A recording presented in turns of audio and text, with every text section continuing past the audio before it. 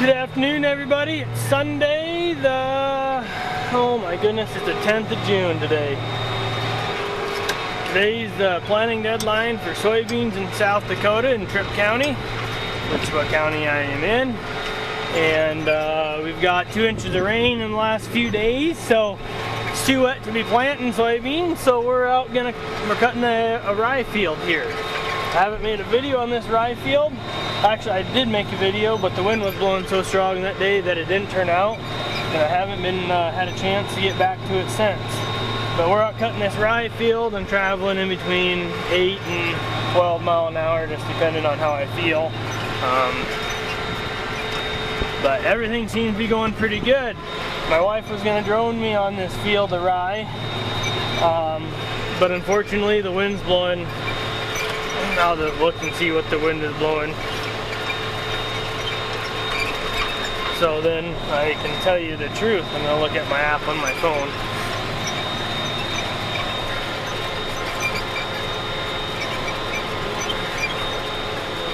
Wind's blowing 22 miles an hour today. Sustained wind at 22. So anyhow, we're mowing hay, and actually the windrow's getting blowed to the side a little bit, so I'm having to run over a little bit of the windrow if I want to use my full head of my disc mower. I'm using my auto steer to cut hay. It seems to work pretty good. This field's a little rough out here. We fed cattle out here last spring, so like just over a year ago. And we left some tracks with a feed wagon, and they haven't smoothed themselves out yet, but I'm still able to run. I'm running about 10 miles an hour, 9.8 right now. So, got the disc mower ready yesterday. You guys that followed me on Instagram would have seen that. And put all new knives in it, and this field's got some rocks in it, so I've dinged a few up, but I haven't had to change any yet. It's still doing a good job on cutting. But yeah, it's going good. I'm cutting that alfalfa field next. I'm not sure if I'm going to cut it today or wait till tomorrow. I might do the outside rounds or something today just to get them done and out of the way. Let the ground dry a little bit. The ground is a little wet to be cutting. That's why I got my windrow narrowed clear up on my cutter. But with the crop as thick as what this is from all the rain, it's not going to dry the ground very well until the crop's cut. So I'm cutting this field before my alfalfa because my new baler I got last winter, when you buy a new baler, at least from the dealer I bought it from, they come out and they help you get it set up. They make sure everything's working good. They ride with you in the field just to make sure that the baler's performing and wrapping the bale as it should, so you are a happy customer. And you keep coming back. So that's part of buying the baler. I'm sure it's in the price, so they add it to the price, but you know, it's in my mind it's well worth the cost. Whatever it is. So I was happy with the price of the baler, and I'm happy when they come out and they get everything, the net wrap and things like that all adjusted right, and show a guy how to run a new piece of equipment, and show you a few of the adjustments that you might need to make. And so that's why we're cutting this first, because this can be baled during the day when it's hot and dry. That alfalfa, more than likely it'll be either early morning or at night when it's getting baled.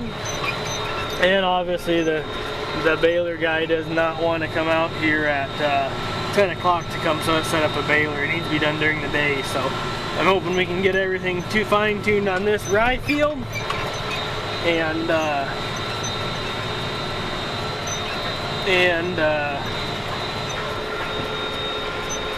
yeah, get everything fine-tuned on the rye fields, and then on the alfalfa we have no hiccups, and we can just keep on rocking and get that field done. But you know, you can see there's quite a few bales out there last year, so the reason why we've held off so long on cutting the alfalfa as of right now is because I've actually got an uncle of mine that square bales for dairies. He has enough of his own alfalfa that he hasn't had time to put this field up yet.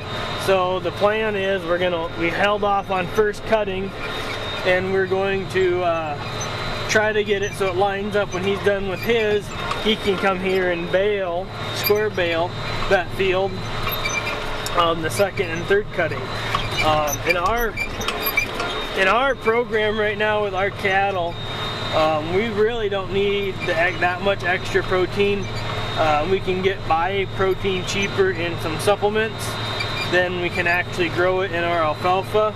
So we can take that alfalfa money and buy more feed,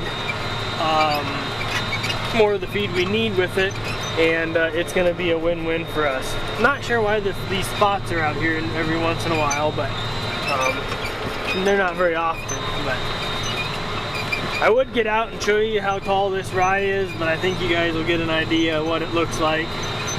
It's actually about up to my chest, so I'm going to say it's probably about 4.5, 5 foot tall or so. Being up to my chest anyhow, that's what I'm guessing. But everything seems to be working good on the mower. I know I got it, like I said, got it all serviced up yesterday, and because I should have started cutting yesterday, but I didn't. I felt like going home and whatnot. I didn't get home till 9:45 anyhow, so I guess I wouldn't have been able to cut very long. I don't like cutting hay in the dark, but sometimes the guy has to. And I didn't turn around very good last time. I left a little streak right there. But anyhow, I guess everybody, hopefully you enjoy. Maybe when I cut that alfalfa field, the wind won't be blowing quite so hard, and we can get the drone out and go filming with that. I kind of like that on the drone. I don't think I've got any alfalfa cutting videos yet with the drone. But that alfalfa is going to be pretty thick and rank when it gets cut because it's been held off. It won't be as high a quality, but there should be a lot of tons there. So anyhow, everybody, thanks for watching. Please comment, rate, subscribe, and if you got any other questions, feel free to ask them below. Thanks. Bye.